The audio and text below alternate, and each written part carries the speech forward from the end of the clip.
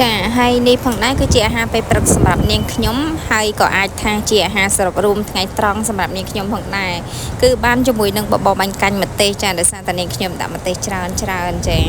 ហើយអង្គុយញ៉ាំបដៅទៅមើលទៅលើខ្យល់បក់ទៅលើ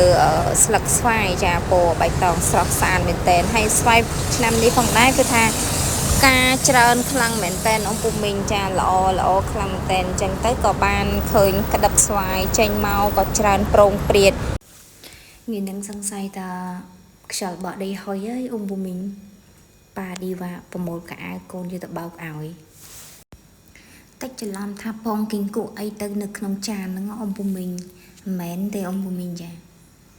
ក្របជីយើងហ្នឹងអាឌីវ៉ាចាក់ចូល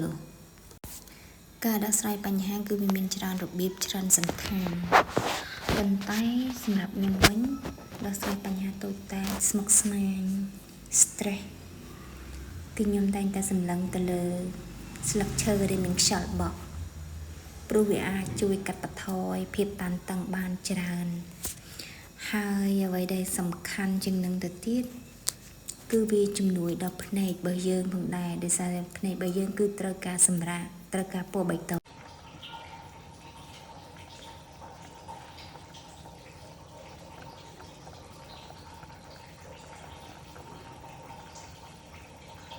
ជំរាបសួរអំពូមីងពិសាអាហារពេលល្ងាចហើយនៅថ្មនេះហ៎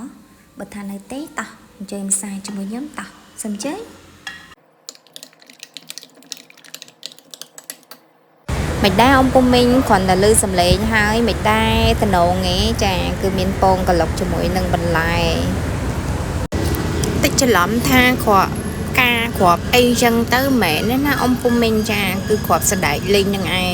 ឥឡូវឃើញថាគាត់រឹងមាំបានដោយមិនចាំបាច់កាន់គាត់ឡើងលើកម្មចដៅទៀតអំពូមីង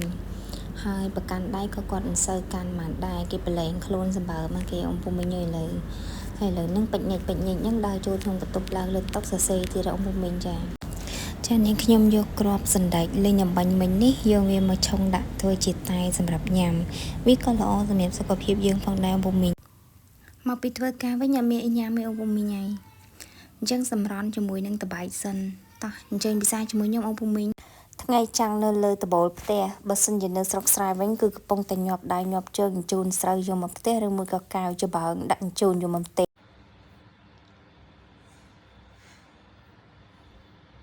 យ៉ាងម៉េចមើលមកនេះ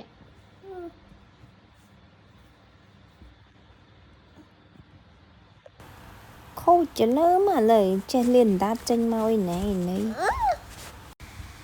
ពងមីងក្តីសុខខ្លាំងណាស់មើលសក់ក្បាលដូចសវឹកមាន់អញ្ចឹង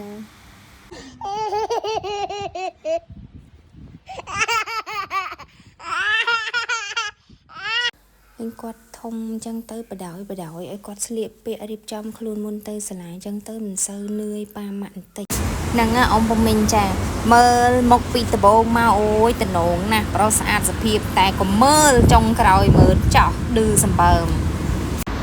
ចាជំរាបសួរពុកម៉ែបងប្អូនគឺថាដល់វគ្គ3ពណ៌ឌីវ៉ាដើរឲ្យគេងទៀតអំពូមីងអញ្ចឹងឯងឃើញទឹកល្អអញ្ចឹងណាមិនមែនទឹកគ្រឿងទេអំពូមីងតែវាជាស្ងោងងើមន់យើងហ្នឹង